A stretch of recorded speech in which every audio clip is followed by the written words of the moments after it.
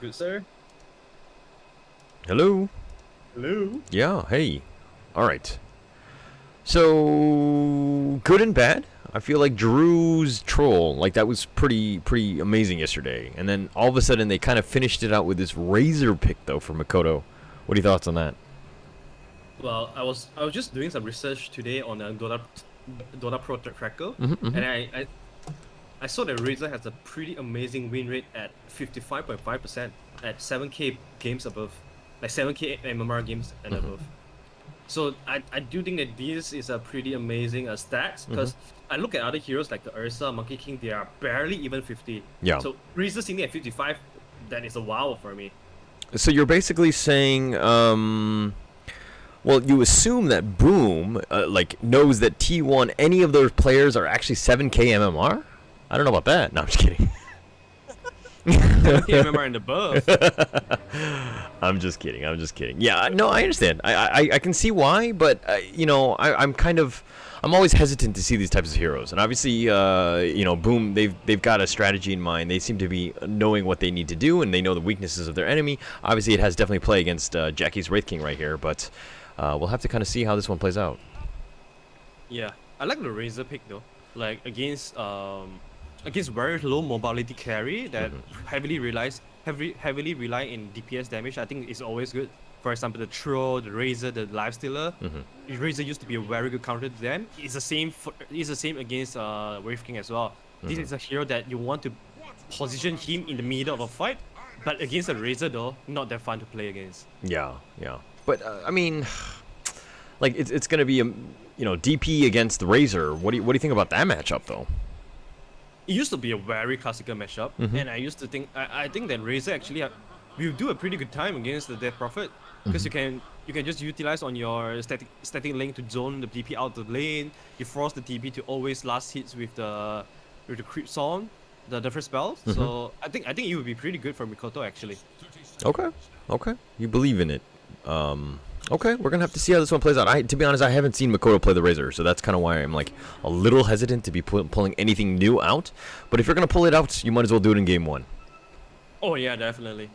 Also, they always have the Drew Warlord to fall back into. So I do feel like this game looks like an okay game for Warlord to actually pop off and carry the game with. Yeah. With the help of Pangolier, Beastmaster, a lot of things that can actually enable him to go into beast mode. So I'm liking the chances of Boom Esports here actually.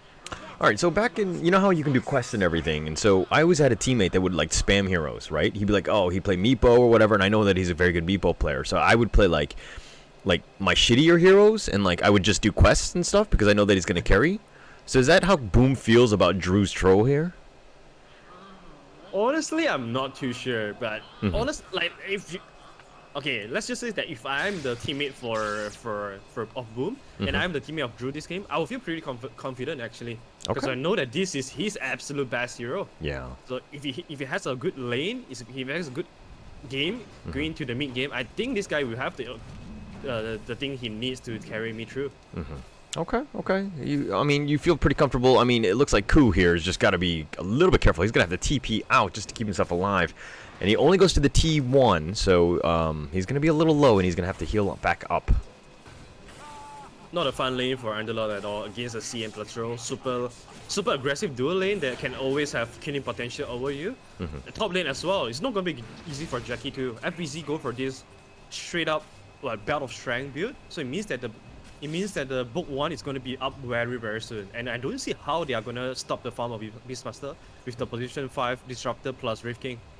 Yeah, it seems, and plus you have the Pango, which is like, you know, he's no slouch in terms of laning as well. That guy's very strong. So I feel like they have a very tough time ahead of them. Jackie and the Disruptor there, they definitely need to get things going. I mean, Whitemon really needs to pick things up. I'm looking at Zephyr, he's just doing a lot of the lane shenanigans to help out a little bit with the Underlord. Like what Underlord needs to do is a lot of creep cutting here as he is doing here. Because normal laning is not gonna be any good for him. He's just gonna keep feeding to the CM and keep running out of regen. No, well, mid lane though. Yep. Oh? Well, no, I mean it's great for Zephyr to be doing that. I mean, but the thing is that he's getting the solo XP and like farm, and now Ku's kind of just left on his own, so to speak. I mean, he's only level 2 right now, and he's not able to get any sort of last hits right now. I'm always afraid when I see Underlord having such a game because this hero is rather greedy. All the games that you see Underlord pop off is that he have a pretty decent lane. Yeah. You at least get a chance to sit at the lane, to deny, to use Atrophy Aura, to use Firestorm. That's how Underlord really shines, because you want to get to your early Atos timing, you want to get to your early Mecha timing. But Underlord like that is already on the back foot at the very beginning of the game. Yeah. You have to take a lot of time to recover. So who will be the one creating space for T1? Is it going to be that Prophet again? That's going to be very hard. True, true. And if we're looking at the last hits alone, Zephyr though, he's 4-2. Underlord, Ku has only got 1 last hit. So is it like Zephyr gonna be the offlaner? if one is going at this rate, it seems so. Zephyr though getting harassed a lot in this bottom lane. Like Cascue is just making sure that he always has his mana up, has his mango up to always keep zoning out these two mini heroes. Yeah. He even has a Basilisk as well to keep the ability for him and Drew to keep zoning. Ooh, they got the little stun on Zephyr. He has to stick, and he's gonna just get right-clicked here. I think he's gonna die. He gives up first blood. Ku was like not even trying to protect him, and he was just going for last hits there. But Kescute with a nice first blood. Yeah, this bottom lane is pretty damn good for Boom Esports right now. I'm looking forward to see what would be the build for Drew. Would it be the Facebook build for them to get more kills to punish Ku more, or will they go for the straight up perseverance just to get to the fastest fury timing as possible? All right, I mean, if you're looking at itemization, just Qs. He's got the stick, the wand, and then he's gonna go Battle Fury. So I think he's just gonna skip the phase boots. And I mean, you don't really need it, I guess, against the Underlord, especially when you're snowballing this hard. Ooh, Yeah, Drew, I guess he can go for got netted. He's got to be careful. Ku has got the Rain of Fire on top of him, the Firestorm that is, and the Pit of Malice just slowing him down, but he gets locked in. Nice Frostbite. That was so patient by Kescute there. Yeah, he was holding all the time so they Ku don't get to just TP out. Also, this is classic Ku. Like, you know, as an offlaner, you never back down. You never just hug your tower and AFK and wait for something to happen. You always try to be aggressive. Like, he is dying quite a lot. I mean, he has died once. He's not getting a lot of last hit. But the thing is, he's level 4 now. So at least he's getting some levels in. And not just, you know, getting completely zoned out with 0 levels incoming. So, all things said, I think this is okay for him. Okay, and also we talked about FBZ having a great time, or a potential good lane against Jackie and Whitemon here, just with the lane matchup with the Pango as well. But if we're looking at last hits, Jackie's actually the top of the game, 28-6. What has this guy done that's just so amazing? Oh, Hyde is gonna get glimpsed back, and he does get killed here. I mean, well, for Jackie, I guess he's just, you know, playing the lane really patient and pretty well. He's not looking to punish the Beastmaster a lot, because whenever you don't have a good support for you to punish the Beastmaster boar, you don't really want to go hit to hit against him, because you're not gonna get a lot of advantage out of that. So what Jackie has been doing is just, you know, be super patient, get every single last hit as he can, and then he knows that once he get the early levels up, he gets the early, you know, basic items up, he will be able to scale quite decently into the mid game. Okay.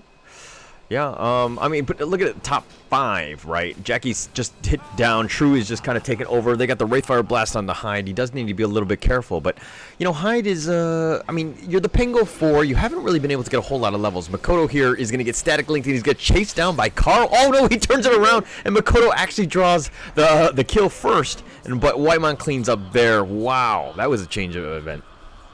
Wow, that was a 3 versus 1, and he got a kill first before he died, so that was definitely worth it.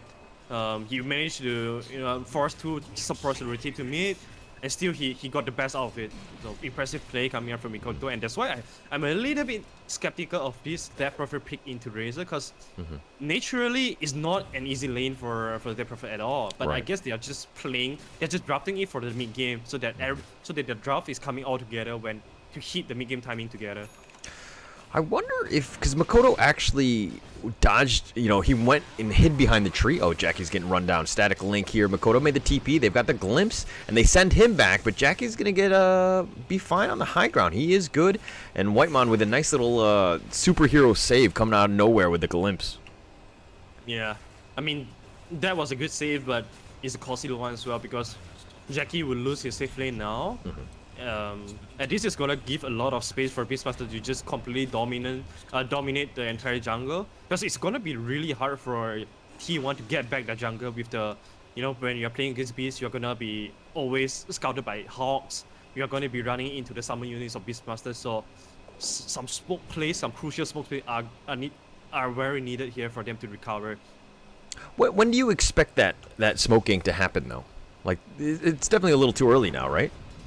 Yeah, I think they definitely want to wait for at least when DP has his ultimate again. Or maybe when Disruptor has more levels on the Gleam, so they can potentially, gleam someone back when the smoke breaks. Because you know that Beastmaster is going to break your smoke pretty easily with all the summon units as Hawk. So high level in Gleams is very necessary here. And also it depends on when Cuckoo is comfortable to make a rotation as well. Okay. I mean, he doesn't seem to be even comfortable in his own lane, so I'm sure he's like waiting for the team to be like calling him over to other lanes. Hopefully get some sort of gank. If anything though, he came out with level 6, at 8 minutes. That's not the worst thing. But look at his items. He's really struggled as he had to buy another set of tangos, and it looks like he's going to be going to Soul Ring next. Yeah, it feels bad for Underlord to have such a rough start, because no Underlord will want to play from behind at all. Because if you have an good Atos timing, the game completely changes.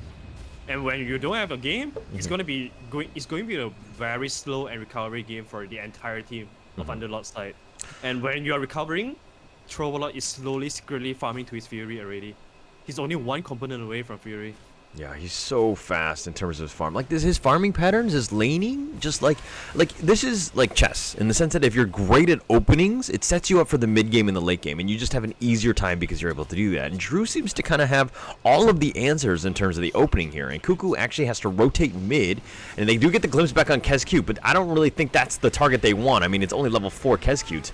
If anything, she just becomes a trophy on the wall. Yeah, this is whatever for Kescute. He saw 3 men in the mid lane try to get him down. That's all the information he needs to give to his Warlord. So Warlord knows that he's completely safe at this bottom jungle, and FBC knows that. Alright. Seems like T1 is committed to defend this mid. I'm just gonna farm my book 3 at the top lane. All right. But Carl on the bottom lane has haste, just committed that as well as the hasn't used exorcism. So if they want to go, they can do that. Jackie on the other hand, no T1 tower, so he's stuck into the jungle. What is the itemization you want to go with Wraith King? Seems like he's queuing up for a Divine. I just clicked on him and he's queuing up Divine. Well, I think Radiance definitely feels very good here against Razor and the Troll, especially when you are against Razor and you know that your DPS damage is gonna be heavily mitigated. You need some sort of magical damage to replace that. So Radiance feels even more natural in this case. Okay. Are you sure it's not just phase boots into Divine? That seems to be the play here, no? That's what Jackie's saying. It's a carry with a dream. Carry. Alright, so I hope he doesn't do that because that's going to be the ultimate 3-2-2. But now the Battle Fury, 10 minutes and 30 seconds. That's pretty good timing by Drew. Drew is just breaking his own record every single day, man. Yesterday it was 11.5 minutes. 11.5 minutes. And today is 10 minutes and a half. So crazy timing coming out from Troll. This is the dream game for the carry, man. I've actually never achieved a 10-minute Fury before, and once again, Kescute gets killed again. I mean, Kescute is just she's just trying to get levels at this point, but unfortunately, get an easy pickings at this point. It's okay, when the game is stagnant, when you need to create space for your carry to farm, this is normally how you do it. You just die for your teammate, because something has to happen, right, in the game. So if you're not dying, then it would be your carry dying. So might as well tank one static storm for your team. That feels pretty good. Yeah, just get it off cooldown. On the other hand, though, FBZ has Necro 3. They just smoked up here, and it looks like they're going to try to make some sort of play. They're making their way towards the bottom T1. It looks like they want to go for Jackie, but I don't know if that's the right target here. Seems like they want to do a smoke gang and then transition that into a mid tower. So this is going to be hard for them, though. But they have the Hawk for them to scout vision out, and then we see that Ku is completely alone. He's by himself. The Pit of Malice is just zoning him out, though. He's doing a good job. TPs are on the way. Carl is here, and it looks like nobody really wants to deal with that Death Prophet because she's hideously ugly, and they just run away. And this is the power of the Underlord. It's just annoying hero to deal with. Especially when he just sits at the mid lane, there's just no good angle for them to penetrate to get to the Underlord quick. Because if you want to get to the Underlord, you have to go through the pit, you have to go through the firestorm. Oh, but Cuckoo just thought, Hyde and FBZ were by themselves, and those Necros. It's a Necro 3, man. They're doing a ton of work, and Whitemon almost dies to just the boars. And it looks like a disconnect here, and a quick pause in the action. But T1 they are putting a lot of emphasizes into defending this mid tier 1 tower, because they know how important it is for it to stay alive, so that it creates the space and protection for Jackie to keep farming at the triangle. But this also means that they are sacrificing a lot of farm on the map though, because as you can see, Ku is here, Death Prophet is here as well, so they are actually not utilizing the map or the resources as much as Boom. And I mean, like one thing, I mean, Carl has a Staff of Wizardry, has 2,700 gold, nothing queued up, so no like giveaway in terms of what Carl's gonna buy next. But what is that item? Is it just straight up Yules? Is it why doesn't he buy out? I guess you definitely want use here by Carl. Like there's a lot of good stuff for you to dispel the Cascule, or you can just stop Mikoto from static linking the Wraith King. So definitely the number 1 item that he wants to get here. Okay. All right, now he's got it queued up. Maybe it's because he was DC'd and we were not able to see that. But Whitemon, Zephyr, and Carl right now have a smoke. But Whitemon is so low. This is he's got Tranquil, so he should heal up to at least half. Oh, I think the sentry may have spotted Zephyr. Oh, okay, but never mind, he's in the smoke. They scan it though. Whitemon's gonna go back to the scan, so they know that they are there. And that would be the one fearless smoke gang coming out from T1, but also really good map awareness coming in from Mikoto. Like I don't understand how, like, what game sense? You know what I mean? Like you gotta have like the spider senses kind of tingling or whatever, right? Like just to kind of have that feel of just being like, oh, there's gonna be a scan there. Like how many times is just like your teammates have just been like, oh, let's just scan Roche because maybe he's there, right? Like that happens all the time. Yeah, sometimes you may have to give credit to the support players, because a lot of times it's always the support players or the captains that are constantly feeding their cores the information on the map. Because I can imagine Cascule be like, all right, guys, they are all missing now, so be careful whenever you're farming, just be careful, they might be smoked. So that could actually contribute to the map awareness that we are giving props to Mikoto right now. All right, but you're saying compliment the supports? I mean, do you even Dota? Like, that never happens. No. Compliment the supports? No way. I always do so. I mean, okay. As a support player, I'm sure you compliment yourself, if anything. Right? That's one way of doing it. That's exactly why, man. Because I always think that I'm the best support in the world. And I always think that I'm the one carrying my dumb chorus. Do you type that in all chat? Do you let everyone know? Scream from the top of your lungs? I keep it in my heart. Alright, so Jackie here continuing to farm, getting a little outpaced here by Drew's Battle Fury Troll here, but, I mean, Jackie didn't really have much of a lane, is going to kind of stick to this whole Divine Rapier, right? That's the way to go. Yeah, that's the way to win. Like, I mean, just imagine he accidentally bought the Demon Age after the Scarab Relic. Yeah, that'd be insane. That would be insane, actually. Oh, big spike coming. Oh, they found the Necros, and it looks like there's going to be a skirmish just for the rune. They're taking a decent amount of damage here. The silence on FBZ, so he's going to back off. Zephyr getting very low. The static link just barely out of range there. And it looks like Hyde is going to go in. Rolling Thunder, it connects onto 2. He's going to just kind of create a little havoc here. Zephyr's definitely dodging it, but he does go die to Mikoto here. And Whitemon with the static link, or the static storm. What is that thing called? The disruption field and kinetic field. Yeah, I just said literally everything but kinetic field, and it just kind of stops everybody there.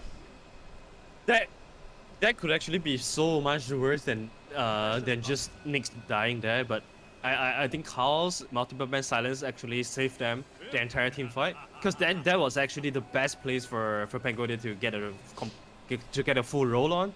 So that multiple man silence was actually so crucial coming out from Carl. But well, still, Boom Esports is completely in control of this game. 15 minutes in, Tro is 9k net worth.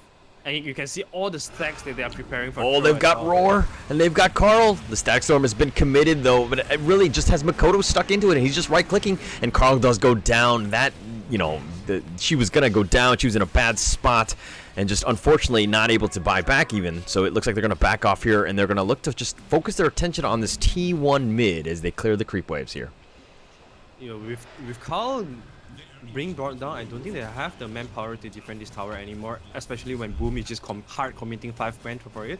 So I do think that this is not, you know, T1 have nothing much to do but to give up this, but it also means that this would just give a highway for Brewmaster to go right into the Roshan, which is what they will be doing right now.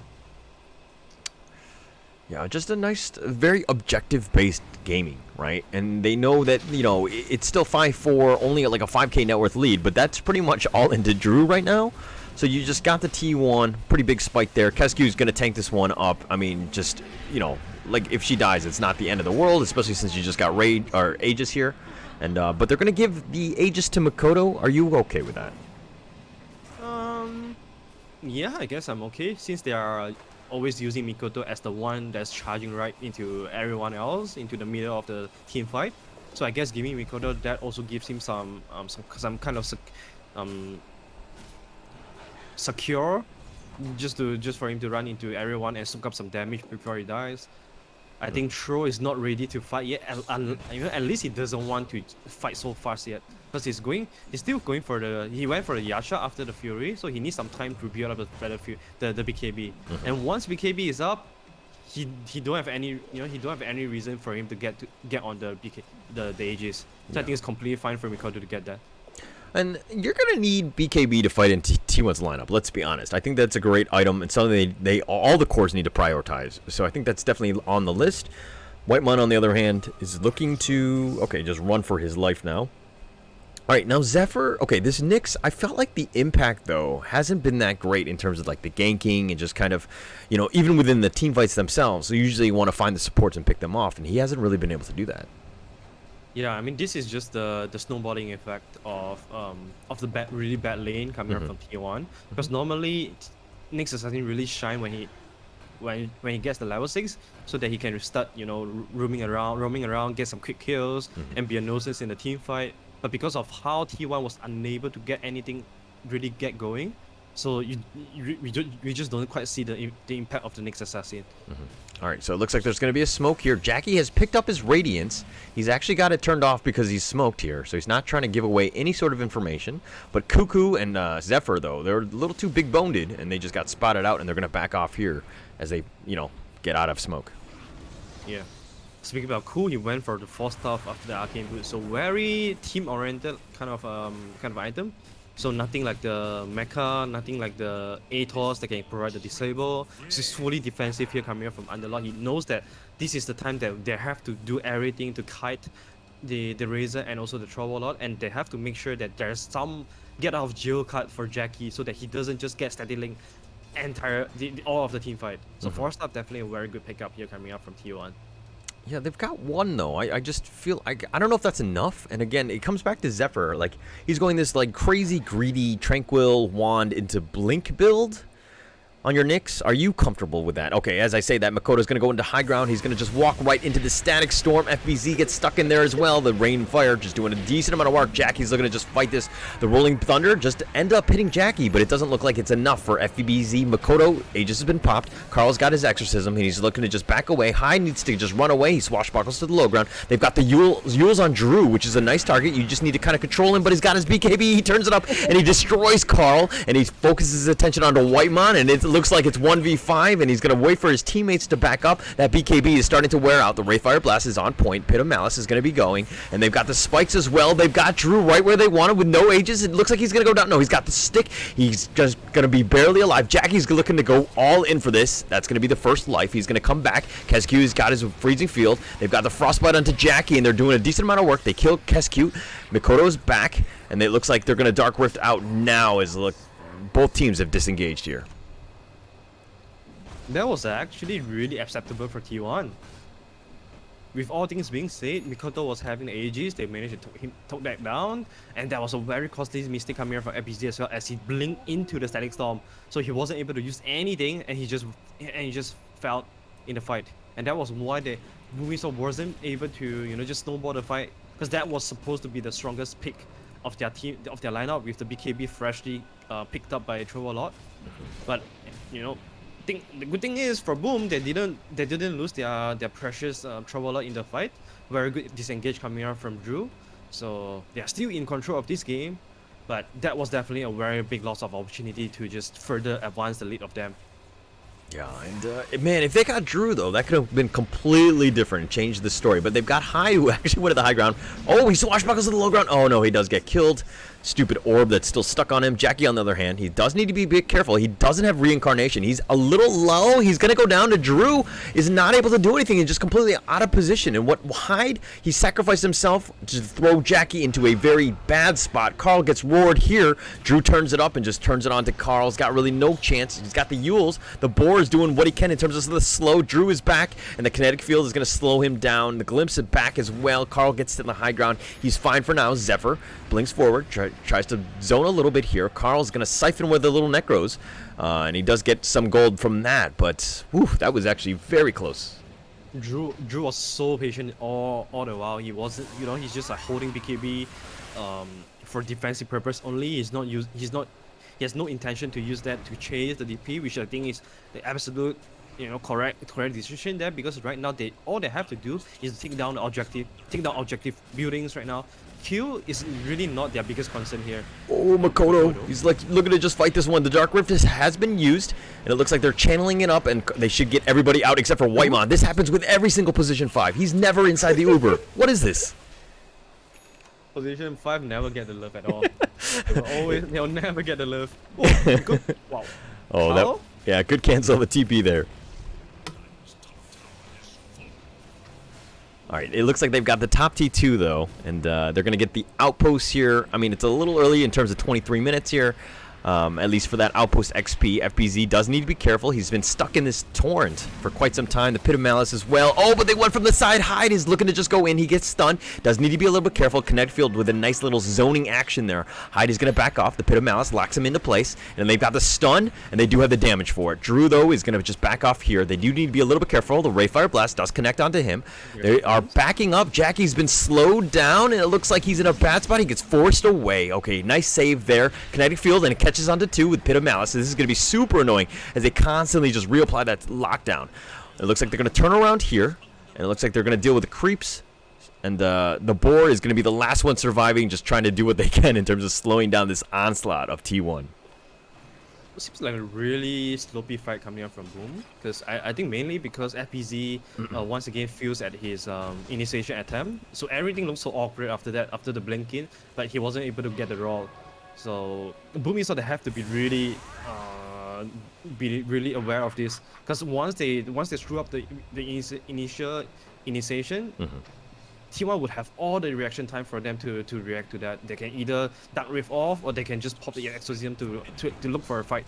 Right. And when Boom is trying to run away, you're not going to run away from the flames. Oh, the blink in. They've got the nice roar on Ku. Hyde is going to use the Rolling Thunder. The Static Storm, though, is right on top of FBZ. Hyde actually rolls out of that. Drew's looking to get silence. He's a little low. He does need to be careful. He turns it off, and he focuses right onto Carl. He's got the net in, and Carl gets destroyed there. Jackie's going to be next on this target. That's going to be the first life. He's going to be back in 3 seconds, though. Can they actually save him? He's in a bad spot. He's in the heart of the enemy team, the kinetic field, and he's been slowed down. The Static Storm doing some work. Drew getting low. Doesn't need to be careful. They turn this around. Drew goes down. Makoto goes down as well. That's 2 for 1 so far, and they're looking to just clean up and trying to go for Kez-Cute. Hyde gets glimpsed back, and I think it should be soloed here. Oh no, Whitemon and Zephyr are in position, and what just happened with that team fight? Yeah, well, Boom, once again, they did not get the perfect initiation, because FPZ, he blinking raw onto the Underlord, which I don't think is the best. Which I don't think would ever be the raw target by him, because he's just so tanky. There's no way you can just instantly take down Ku from 100 to 0. So if you don't have the damage to do that, why would you even start with roaring him? So I think they have to start picking a better target to roar on, especially in my mind they need to go for the DP, they need to go for the Nyx, some easy targets that can just burst them down after the draw. If you waste your biggest initiation spell like that onto someone that's so tanky like Wraith King or Underlord, it's just gonna backfire. Throw takes way too long to bring down all the B3 targets with the BKB, with the battle trance. Once you pop the battle trance without BKB, you are just freeing up yourself to get kite.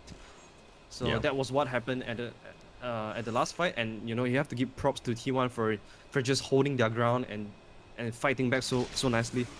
And to FBZ's credit, there was actually, it was either Whitemon or Zephyr, I'm not sure. All supports looked the same to me, but they were very close to Cuckoo there, and they barely dodged out, and so the roar only connected onto Cuckoo, so there was like no value there. But they committed to the fight, which is like a huge overcommitment there, because of, again, you've expended your roar, you don't really have much, but it looks like they've got enough here, and Boom is going to just take an easy second roach of the game. It's gonna be too slow for T1 to react to this. Well, I think that's okay though. Now that T1 knows that they actually have the ability to take down the Troll. So Troll, he knows that himself very well as well. That's why he's the one that picking up the Aegis this time, not Mikoto anymore. And Troll needs, you know, he just have to utilize his BKB in the fight better now, because every time he battle trance without BKB, he just very vulnerable to kiting. So he probably wants to use both of them together to just have the explosive damage and take down the important cores coming up from T1. The target selection is very, very important for Boom here. It looks like Drew has, you know, he's bled, you know what I mean, in the sense that like he's definitely vulnerable at this point. He does need to be a little bit careful. I just kind of feel like, oh, they've got a gank attempt to blink in forward. They found Kesku. That's going to be the initial one, the glimpse, but all the way back in the Static Storm onto Hyde. So they're going to try to destroy the supports here, and they're going to tank that one up. Makoto gets used. They do need to be a bit careful as Drew is joined the party. They've got the roar, and they go back into Ku again. I don't know if that's the right target. They've got the Frostbite into Zephyr, and they do get Cuckoo, and it looks like they're going to turn this up, and they're going to go right to Jackie. That's going to be the first life. Reincarnation up in 3 seconds. Whitemon, Carl, and they'll blink away by Jackie. Fast fingers, and they're looking to turn this around. The kinetic field is going to slow down Makoto. He's looking to just go, and they've got the silence on Drew, but he doesn't really care. They've got the cheese. Makoto back up to full, and he's about half-life already. Drew's looking to turn this, and he's going to mono go up on Jackie. The Static Storm doing some work, but Makoto goes down, and it looks like Drew is just looking to turn this one up. Jackie getting so low. Drew as well, and Jackie with a nice outplay. He goes to the blink, and he's fine for now. He's not going to walk back into the exorcism, and Drew backs off, as well as FBZ, but that seems to be a 2 for 3, at least in favor of T1. It seems to be a complete victory coming out from T1, even though it seems like Boom Esports was able to fight back very strongly, but they actually have to drop 3 heroes, and that was a really good silence coming out from DP initially to stop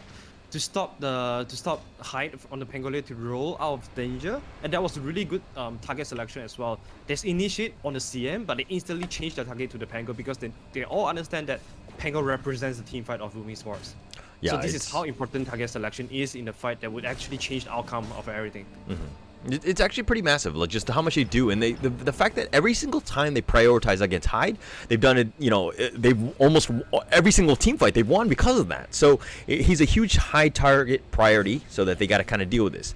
Now Jackie, on the other hand, has got Radiance, went into Blink, and now he's got Heaven's Halberd to deal with the Troll. Is this too much itemization to deal with Drew here? I think this is completely right, because if you look at the long run, it's really gonna be Troll versus the Wraith, because Razor is not gonna do too much damage. Beastmaster at one point is gonna run out of damage and turns into this raw machine. Okay. Because when you itemize yourself correctly with all the armor item, and when you have the item to prevent yourself from getting burst down, Beastmaster isn't as strong anymore compared to early game. So I do think that this massive evasion build coming out from Wraith King with the Radiance plus Hammer's Halberd is actually really good in countering the winning condition of Boom Esports. Okay. All right. So it seems like I agree with that. I think FBZ though has been a little underwhelming in that sense. Oh, Hyde though is looking to just kind of fight with this position 4 versus position 4 action, and Zephyr gets Hyde a little bit low, and Zephyr's actually on the wrong side of this, and he actually 4 snaps away. He should be fine, just trying to exert dominance, so to speak, on this Zephyr hero. Yeah, we all talk about, you know, how Zephyr was pretty quiet in the early game, You know, this is just the properties of Nyx Assassin. This hero normally shines at this kind of game in 30 minutes game when there's a lot of chaos going on, when the game is going a little bit stagnant, where teams need to start to farm out for the next item, and Nyx can start using his Vendetta to start, you know, getting some kills. Even the mana burn actually do a big deal in this game against Drew, a hero that's so highly reliant on mana but has a very small mana pool. So if you're able to do like 2 mana burns on Troll, he would actually run out of mana to use better trends. So I would say Nyx in this case is the biggest X factor for T1 right now. All right, I feel like when you say Troll has a small mana pool, I feel like you're saying Troll has a small PP, but you know, that's a whole nother thing. Nonetheless, I feel like you're attacking that guy as a strength hero. All right, Jackie here. That, man, what the fuck? No, I can read between the lines. I know where you're going with this. Okay. I don't even know that I may be going for this, but thanks. Yeah. You're welcome. I'll finish the jokes for you. All right. All right. Jackie here, though. I mean, he's gonna go AC next? Are you okay with that on Jackie? Yeah, just a bunch of items that can, you know, Radiance, AoE, LE, Aura kind of item, Assault, AoE, Aura kind of item as well. Not only helps out himself, it helps his teammates too. Also, the AoE armor reduction do like synergize so well with the exorcism of DP as well. So they are gonna, you know, orally do more damage. Oh, hi. Rolling Thunder. That was with a nice little blink though, but it looks like they're just gonna be a zoning one, and they've got the illusions of the Wraith King, and they do need to be careful. Makoto was glimpsed back, but he was actually just glimpsed like a step away, so not really much there. Another sloppy initiation coming from Boom. I think if they want to have control of this team fight, they really have to just, you know, have good vision and then everyone communicate well to jump into the most important target with the Raw, and then just burst him down, because so far we really haven't seen the perfect initiation yet coming out from Boom Esports. So Beastmaster have a lot of responsibility for opening up the fight for Drew. Like, it's crazy to me that it's 11-17, and they're actually up in terms of net worth, though, Boom, that is, because of this Drew machine, who really hasn't died too often. I mean, he's gotten away almost by the skin of his teeth, so to speak. But, man, like, it doesn't really feel like this, and I feel like T1 are, like, still scared of this, like, Godzilla that Drew is right now. Yeah, definitely. They just respect the team fight, the team fight, you know, potential of Boom Esports. They know that if they are mispositioned and get caught out by this Raw, the team fight would actually go completely different way. So they are approaching this very patiently. As you can see, they are always grouping up together, and Ku is always there so that he knows that if he's not the one getting the Raw, he can actually just pop the Dark Rift and get his teammate out of danger. Especially now that he is level 18, you know, the Dark Rift initiation animation time cast point is gonna be really fast. So getting his teammate out before they get burst down is gonna be really easy for Ku. I mean, the escape is there, but he's only done the Dark Rift a couple of times. But the thing is that he hasn't really been doing a good job in terms of split pushing. The fact that, like, Drew can just get on the tower and just, like, instantly kill that T2 like that, it's got to be very worrying for T1. Yeah, it's a huge trade-off. Ku definitely could not do what he wanted to do the best, which is split pushing. But in this case, it's better off to just stick with your team and get your teammate out of danger, as we can see now. Oh, wrap around smoke. They're going to go the long way. Plasma Field doing a little bit of zoning, at least on the creeps. But Jackie's going to walk into this, kill the boar. Someone called Peta. They've got the roar here. They've got Carl, and he just gets killed. No actual exorcism, no way to go up. Jackie goes down as well. This is a terrible fight for T1. Dark Rift has now been used, but it seems a little too late. Can they get Jackie out? They do. Okay, so they save him, so they got something out of this, but Carl going down like that was a disaster for T1. Yeah, this is what Boom has to do. They just have to always go for the death prophet, because she represents the entire team fight of T1 with the exorcism, and also most of the damage as well. So getting him down is actually really good, and also big move coming out from Hyde as he just rolls in and then interrupted Ku, so he wasn't able to pop the Dark Rift off at the very first second to bring death prophet out of the team fight. Yeah, not much you can do. It looks like they're going to wrap around Boom, and they know they're the aggressors here, and they got map control, so to speak. Drew is just going to deal with this T2 here, and it seems like, look at how fast it goes down. Does need to be careful, especially since, I mean, the glyph has been used to kind of slow things down, but, I mean, it's just a matter of seconds, because Carl's not going to come back for another 20 seconds.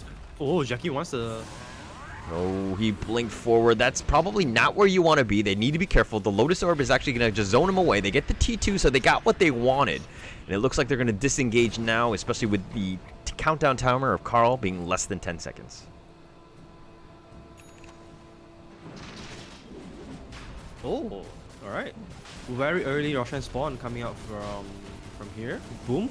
Oh, look at how fast Drew is taking along the Roshan. Oh, they got the TPs. Carl's going to go, but the Rolling Thunder, and Hyde just gets on out of there. He just scouts them all out. They quickly take down Aegis, and the Roshan that is, and they pick up the Aegis. They get the third one, so that's a pretty massive one. FBC has to commit his BKB just to get out of there, but that seemed to be a pretty good fight, and they got away with Roshan. Yeah, so that was a refresher shot on the Roshan. So Tro is holding it. He's also holding an Aegis as well. Mikoto will be the one holding the cheese. So Mikoto next item is queuing up a Nullifier to prevent the potential false staff, and he also use Scepter coming out from that Prophet. So just trying to eliminate the safe element coming out from T1. And also Mikoto, we haven't talked about this, but he went for the Mage Slayer. This is one of the items that counters that Prophet, because once you hit on that Prophet, you actually just reduces the damage of Exorcism by 35%. So that's pretty huge. It's still pretty massive, but it seems like Carl is just like, I mean, T1's lineup has got this like long sustaining team fight. They want to go, you know, they want like the minute long team fights as opposed to like the 30-second team fights that Boom seems to be doing to them right now. And they want to stay alive. So they need to be, like, Carl is still not tanky enough, or, I mean, he's just picked up the Aeondis to kind of deal with that. Yeah, I guess both sides they're pretty okay with, you know, going for the mini log team fight, because for Boom's side, you know, the longer the fight goes, I think it's gonna be better for Pangolier, so that he can just utilize his nuisance in the team fight with Lucky Shot, Rolling Thunder and stuff. As long as the Pangolier gets to stay alive, you actually do so much disturbance to T1, especially Jackie. You know, constantly getting disarmed doesn't feel good at all. Seems like Boom Esports, they are going for a smoke gang here. They are gonna cross the top lane into the top. Maybe they could fight Carl. They are all getting scouted out by the one ward. Oh, they know, and it looks like, oh, they've committed the roar. They found Carl, and he's the last man standing, and Aeondis has been used as well. He's going to just turn the fight. I mean, what else can you do? Carl is going to go down here. Yule's just to kind of prolong things. They're going to back off because nobody looks at explosions. Carl gets killed in the end, and that just seems to be a little unfortunate, I would say, for Carl. Yeah. Once again, you know, not the post 5 that always get left behind. Sometimes the post 2 do too. And also speaking about it, Aeondis just now, it just make the potential Nullifier from Razor so much better, because it also cancels out that too. So Okay. Nullifier definitely a very good item overall against that Prophet. And it seems like Carl really hasn't had that great game that he wants to have. I mean, he's died literally the most on his team, and actually, well, you know, tied for the most in the game. But Carl has had a bit of a rough time. He's been focused quite a lot. That said, Drew is looking to focus on this T3 here. He doesn't really care, you know, what happens to this guy, because he's got, oh, the Glimmer. Gonna just kind of back away here. Just kind of heal up a little bit. Mikoto does need to be careful as well. They're both very low. They've got the glimpse back onto Mikoto. He instantly cheeses. It looks like the Rolling Thunder is going to go. And they've got the Roar. Drew is just looking to turn this up. They kill Cuckoo, and he's going to have to buy back. Jackie's next on this list. The Reincarnation. That's the first life. Is he a Gemini? Is he going to die twice? We're going to find out. Drew here is looking to turn this up. He goes right onto Jackie. Jackie's got his Lotus Orb. He's going to keep himself alive. Hyde is just looking for something. Drew does need to be careful. They're going to back off here. And with Mikoto down for 90 seconds and Aegis has now been popped, this seems to be very difficult for Boom. Can they get into position? FBC has no life. Drew might be left for dead here, and they're slowly kiting him. They've got the Impale, and they left Drew for dead, and 2 are down so far. T1, on the other hand, are looking to turn this around. Is this the comeback that T1 needed? This may be the comeback, actually. T1 high water defense is so strong with the Disruptor, with Cuckoo, with Nyx Assassin, constant mana burn as well. Alright. Once again, Waimon actually got left behind. They were all getting teleported to the top lane, but one last again could actually walk out. Yeah. Of the Disruptor range. I think it was on purpose, actually, on that one. It looked, because like it was too, you know what I mean? Like they were right next to each other, and then all of a sudden he just kind of moved out of there. I'm Cuckoo, that is, and so he didn't let him get into the Uber, so to speak. But I'm pretty sure that was planned. Yeah, maybe he wanted the Disruptor to stay for the bounty run because it was 40-minute bounty run timing. So that was actually, just a 3 heroes queue in successful high ground defense into 4 bounty runs. So Yeah. immediately they bring net worth lead down to only 5k. Okay, so here's Exorcism. Jackie's looking to just tank as much as they can. They have to glyph, and I don't think they want to commit the buybacks here, but how much time do they have? This might be a set of racks, especially with Jackie's damage and that Exorcism doing some work. They do need to be a bit careful, make sure that they don't overcommit and just get somebody out of position, because you do need full strength to defend yourselves, and Boom Esports, they have 20 seconds, which is going to feel like an eternity at this point. Hyde goes in, and this has been committed onto Carl, and FPC, they get the roar, but it's the Lotus Orb, and they bounce it back. Hyde, on the other hand, is still going around. Makoto gets Pit of Malice. He does need to back off here, but that should be enough to actually sway them away, because 4 seconds left, and Drew's back. Whitemon gets left behind. He gets used here, and yeah, he'll just I think he'll just die in peace. Yeah, may this guy rest in peace. Oh, that was a really little bit scary camera from Boom, because they were initiating without Drew responding.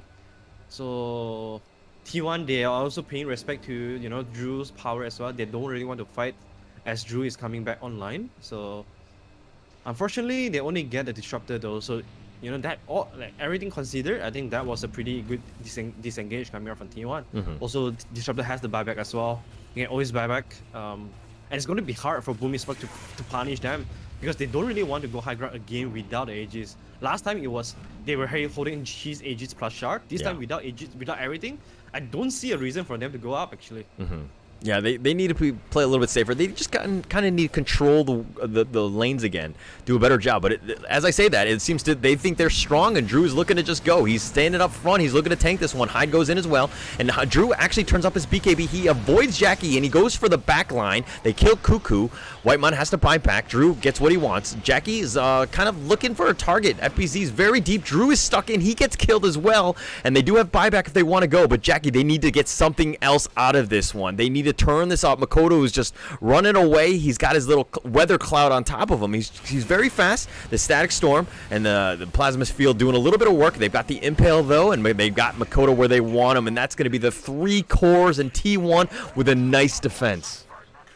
Yeah, look at Cuckoo, how happy he is. He's just, he's dead, but he's happily spamming all the tips, the BM tips, the voice line, because he knows that he has successfully done his job, whereas he baited everyone on Boom to commit onto him and the tier 4, which Drew just pop BKB and Bishop Blade for him, and then he get punished by the Gleams. So this is the power of the Underlord when it comes to high ground defense, because you have to get through him if you want to get some towers. You have to dive to kill him, but when you are doing that, all your backlines are just getting punished by the Depth Prophet, by the Wraith King, and also you're not getting yourself out of the dive, because you have the Disruptor to always pull you back with the Gleams.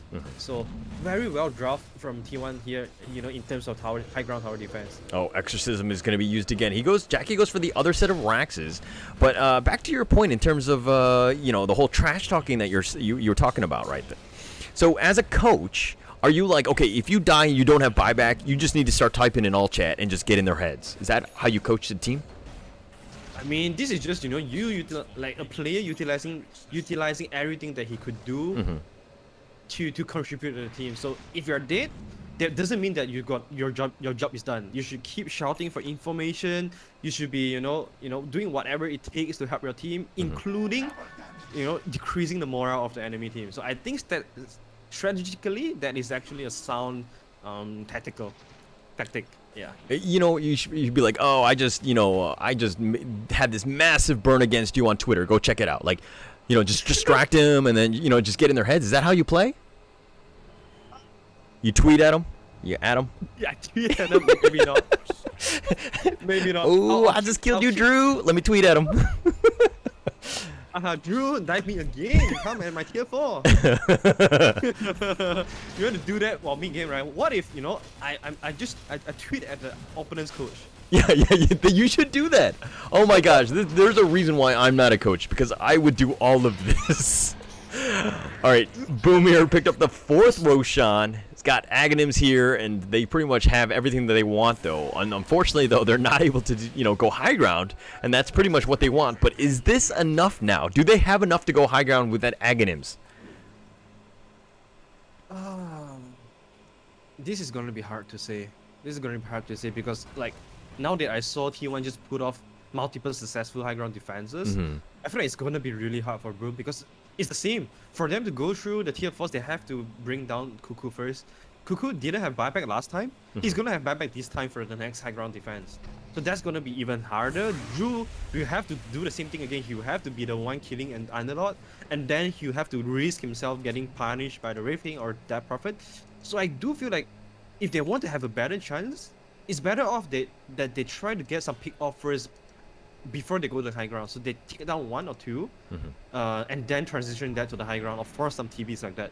But that being said, overall, it's gonna be a patient game coming from both sides because it's not gonna be so easy, as simple as just run up to high ground and then win the game. It's not that simple at all.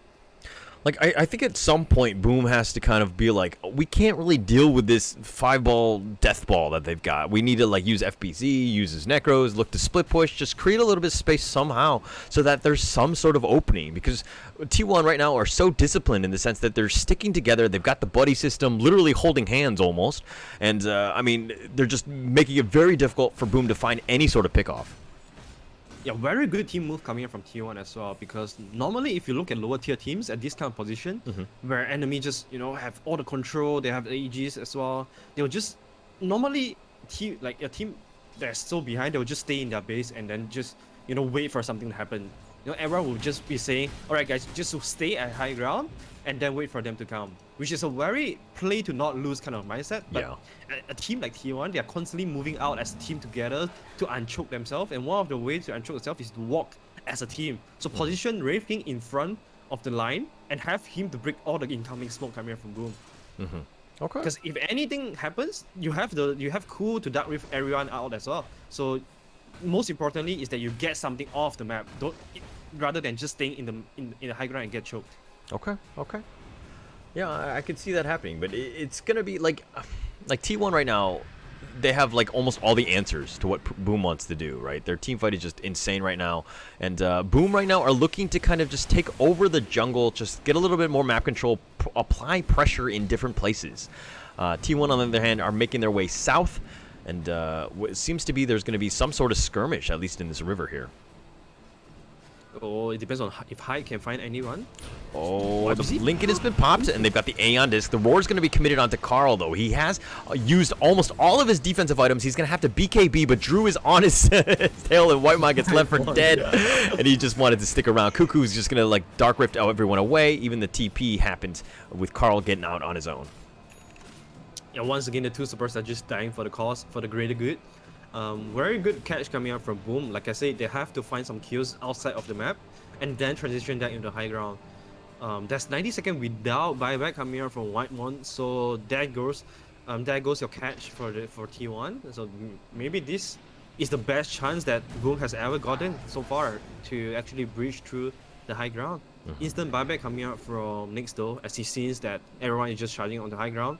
He knows that he has to be there to do some perform a few mana burn on the troll, so that troll is he has to force to use the battle trance early.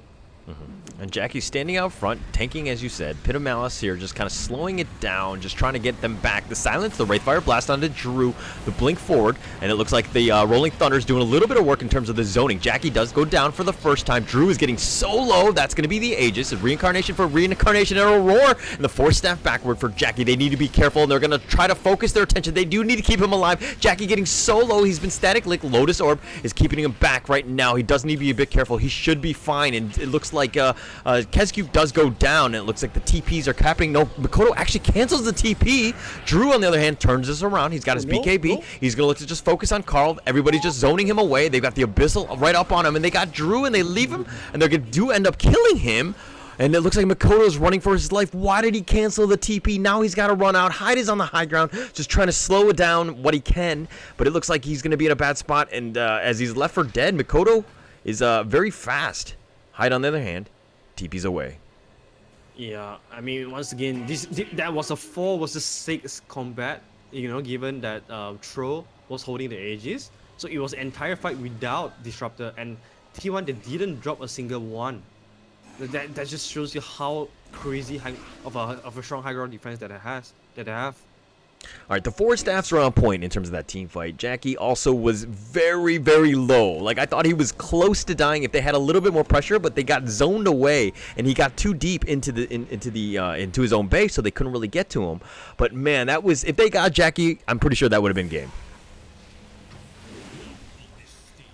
Yeah, it would be one step closer to game, knowing that Wraith King has the buyback. But you know, Boom, they need a lot of baby steps right now. But for T1, it seems like T1 they are pretty comfortable with how the game is going, since they know that they're pretty strong in high ground defense, and I don't see how they are gonna lose. Oh, the Abyssal 4, they found Keskut. He blinks back, and he's going to keep himself alive. He does have Lincolns on him, and they've got the Static Storm right on top of Keskut. He's trying to out-heal this. He's not able to. He does have buyback if he wants to go. Heidi's got Rolling Thunder. It's going to be a little bit of zoning. Makoto gets a little too aggressive, and with 2 heroes down, I don't think you want to overcommit for this. And he blinks back. He's fine for now. He's got to wait for Drew and Keskut to respawn. I like the fact that Boom, they are not buying back for this fight, because they know that once they use the buyback, Ku will just instantly pop the Black Reef and get everyone off, so buyback wouldn't mean anything there. So very good decision making coming out from Boom's side, but yeah, this game is getting, you know, harder and harder. Drew on the Trollord, he's approaching the maximum capacity already. He even sold off his Yasha, because there's just not enough slot for him to keep his Yasha. He wants his face suit more, so that he doesn't get kite so easily. He doesn't get kited so easily, and he's going for the Swift Blink next, so that it will give him more mobility to get out of trouble, more explosiveness in terms of movement speed and also attack speed. But I don't know how well it would be, and how much it would contribute to the high ground siege though, because it's not like you want to blink into everybody and then kill someone off. That's T1 have already gotten enough defensive item to kite themselves from the throw.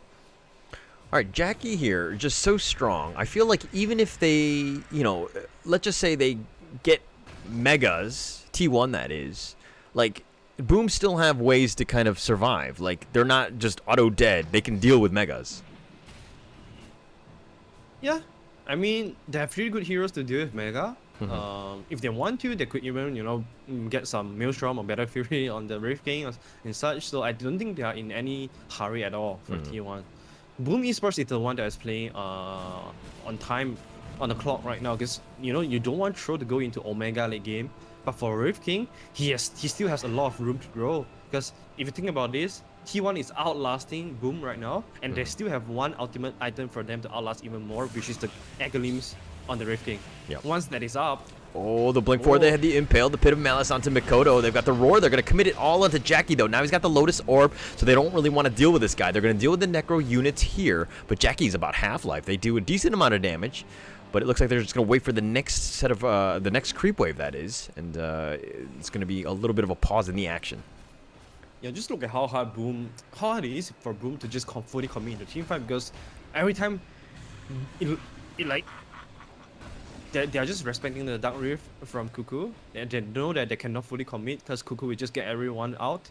So it's gonna be really, really tricky for Boom Esports to find the right target. But DP used to be the most suitable target for Beastmaster to draw. But right now, is she still the target though? She has the Wind Waker, she has Lincoln Sphere, and also Eon Disc. I don't think she's able to get burst down very easily unless you chain stun him, you know, just nullify him, everything perfectly. But that's gonna be really, really hard to pull out. Yeah, there's just too many defensive items, and I love the way Carl is itemized on this game. All he needs to do is just stay alive, just buy time, and then just sustain the fight. You know, just prolong it as much as possible to let your team do all of the constant, you know, Pit of Malices and all that, and just kind of work that around, which is huge in terms of your strength of your team fight. Oh, T1 is going to make a huge wrap around. Oh, they got the glimpse. They found Drew, and that's the one they want to go, and they're going to just burst him down the Abyssal, but he gets destroyed there. The Lotus Orb, it doesn't really matter. The Roar was reflected, and Heidi's going to Rolling Thunder, but Drew actually bought back instantly, and T1 kind of are, you know, a little scared here as they back off here, but they do have Exorcism, so I don't know how much more you can get out of this. It looks like they're going to just kind of back off here and just at least take the triangle over. Yeah, and this is why at the late game you always want to, you know, you don't really want to save your BKB too much, because that glimpse was completely avoidable if he pops his BKB. There's no reason for you to save that for any potential outplay, because at this point if you don't have the defensive item, it's completely possible for enemy to burst you down, and there's no save coming out from Boom as well. There's no crazy amount of 4-star like T1 has. So I do feel like that was a really big mistake for just saving up the BKB there. Yeah, and yeah, they really paid for that just for a simple glimpse, and it like completely turned around. I mean, having to commit the buyback just for that seems like a really huge commitment there. But Roche is back up, and it looks like T1 want to get some sort of gank before they go into Roshan here. This is going to be the 5th Roshan of the game. And it looks like Drew here is just going to start bashing on Roshan. They're looking to go. Jackie goes in. He senses something is up, and he's going to turn this around. They're going to focus on Hyde. They got the nice little 2-man impale there. Hyde goes down. He's going to buy back. Drew's going to look at Solo. The roar just keeping him alive. Drew is actually not able to force staff out of this. He turns this around. He's got the Satanic. He's looking to just fight this. He gets the reincarnation. He's actually out healing this. The Static Storm is now going to be committed. It looks like mano right into the Roshan pick, but Drew goes down. No buyback. He just bought it back. Mikoto getting Solo himself. He's going to cheese, at least for now. He's got the BKB. He turns it around, and he focuses on the position 5. Makoto gets Wraith Fire Blast. He gets stunned here. They do get the okay, they kill Whitemon, but he turns into an ethereal. That's the Aghanims. That's the power. The Wind Waker, Carl, just moonwalking back. They get Hyde, and GG has now been called, and it looks like T1 has done it. Wow, what a game coming out from T1. All the successful high ground defenses leads into counter initiation, and they were like T1 were just so amazing and disciplined when it comes to these important scrimmages, because they were so on point with all the spell casting. They know exactly how to play out the team fight. They know that all they have to do is to kite out the BKB and battle trends of Warlord, and then he'll be nothing but a really tanky creep. And they were just itemizing so well for that as well. Whitemon with the 4-star Solar Crest just to try to prolong his course to stay alive. Jackie with the evasion build, Carl with the Lincolns, full defensive build, Lincolns, Eon Disc, and Wind Waker as well. I feel like this is a textbook victory coming out from T1 on how to utilize high ground defense advantage to win game. That was just so massive. The team fight, just the potential, everything. And if you go to the graph, like, my heart can't take this. Like, the ups and downs right now, like, you think Boom's got this. They're up 10k, more than 10k, twice in this game. And then yet, they were not able to go high ground. They really had no answers for what T1 was doing in terms of their defense. These guys just were on point in terms of how they were defending. They were able to defend 4v6 at one point, with Aegis included. So, yeah, I mean, T1 here just really coming out the victor. Amazing team play coming out from T1. There's a lot to learn from. It's just amazing how their draft eventually come all together, even though they have such a poor opening. Like, this has to be one of the best opening for Drew on the Warlord. 10.5 minute battlefield. I've never seen anyone get such a quick battlefield at all. But T1 was able to keep their composure, was able to keep their cool to play to their strength. That was pretty admirable. So that being said, game 1 victory go to T1. Yeah, amazing stuff. Great stuff. So let's take a quick little break. I think it's going to take about 5 or 10 minutes. Let the teams get probably a smoke break and everything. I'm going to go get some water, and we'll be back with game 2. All right. I'll see you in a bit.